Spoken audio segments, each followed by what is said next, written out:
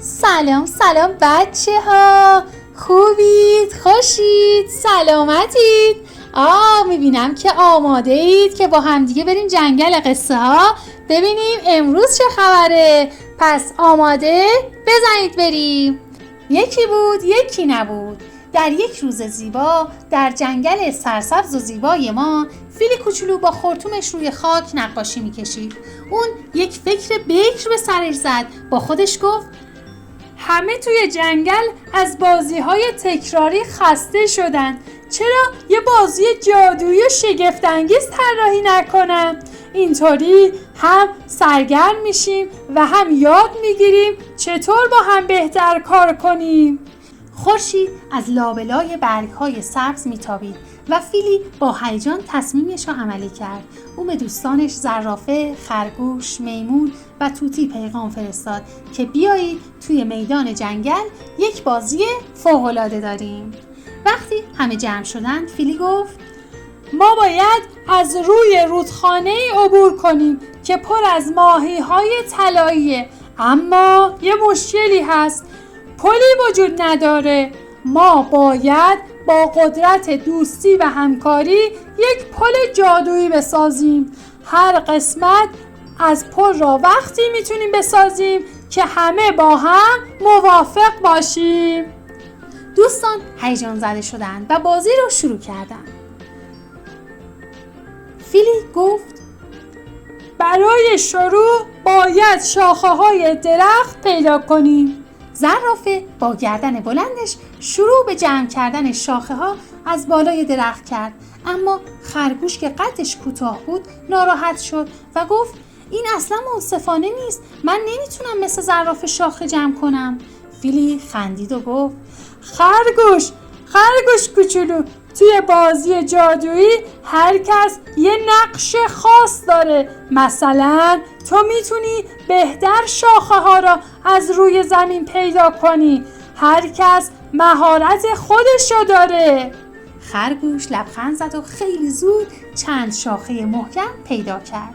میمون با دمش شاخه ها را گره میزد، اما چند گره اشتباه زد و شاخه ها افتاد توی آب.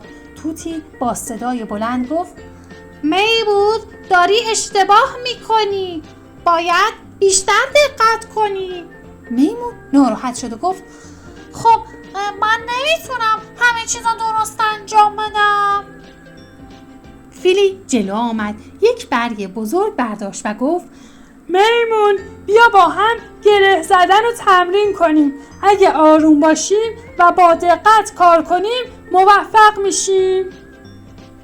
میمون کمی آرامتر شد و با کمک فیلی گره‌هایش را محکم‌تر کرد. وقتی پل تقریباً آماده شد فیلی گفت حالا وقت جادوی آخره. باید همه دستای همو بگیریم و یک آهنگ دوستی بخونیم. وقتی این کار را کنیم پل کامل میشه. همه حیوانات دستای هم را گرفتن و آهنگ خوندن. دوستی یعنی ما کنار همیم، با قلب شاد و خنده رو قوی تر از همیشه ایم. دوستی یعنی ما کنار همیم، با قلب شاد و خنده رو قوی تر از همیشه ایم. دوستی یعنی ما کنار همیم، با قلب شاد و خنده رو قوی تر از همیشه ایم. با خوندن آهنگ ناگهان پل شروع به درخشیدن کرد و کامل شد. همه از روی پل گذشتن و وقتی به اون طرف رودخونه رسیدن میمون گفت این بهترین بازی بود که تا حالا انجام دادم. ما واقعا مثل یک تیم کار کردیم. خرگوش اضافه کرد و من فهمیدم که کوتاه بودن قد یا ضعیف بودن مشکلی نیست. هر کس یک توانایی خاص داره. فیلی با لبخند گفت این جادوی دوستیه و حسابی با هم خندیدن. بچه ها جون، داستان امروز چطور بود؟ خوشتون اومد؟ بچه ها شما چی کار میکنید؟ آیا با دوستاتون همکاری میکنید؟ توی خونه وقتی مهمون میاد خونتون، یا وقتی میرید مهد، وقتی میرید پارک، آیا با دوستاتون همکاری میکنید؟ خیلی عالیه. پس حتما فردا تو جنگل قصه ها دوباره میبینمتون.